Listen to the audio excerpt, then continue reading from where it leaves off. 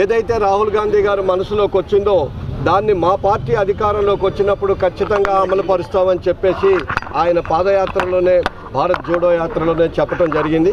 కానీ ఆనాడు బీజేపీ వాళ్ళు చెప్పారు ఇది సాధ్యపడేది కాదు, ఇది జరగదని చెప్పారు. కానీ రాహుల్ గాంధీ మాత్రం జనగణ కులగణ జరిగి తీరాల్సిందే అని చెప్పిండు.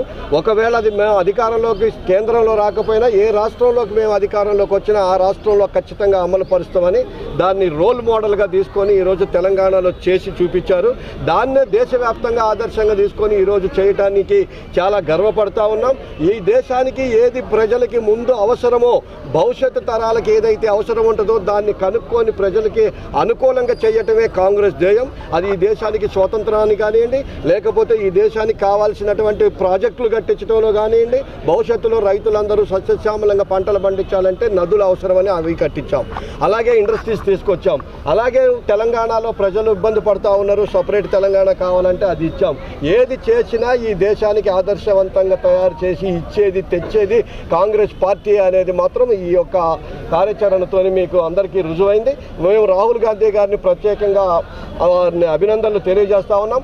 బీజేపీ వాళ్ళు చచ్చిపోతా ఉన్నారు, వాళ్ళని కవర్ చేసుకోలేక ఇది మాదే, మేం చేసిందే, ఇది కాంగ్రెస్ ఇది కాదని చెప్పడానికి ప్రజల మనసుల్లో చిరస్థాయిగా నిలిచిపోయేటటువంటి దీన్ని వాళ్ళేదో తొడవాలని చూస్తున్నారు. కానీ అది సాధ్యపడదు. ఇది ఖచ్చితంగా credit goes to Rahul Gandhi. Thank you.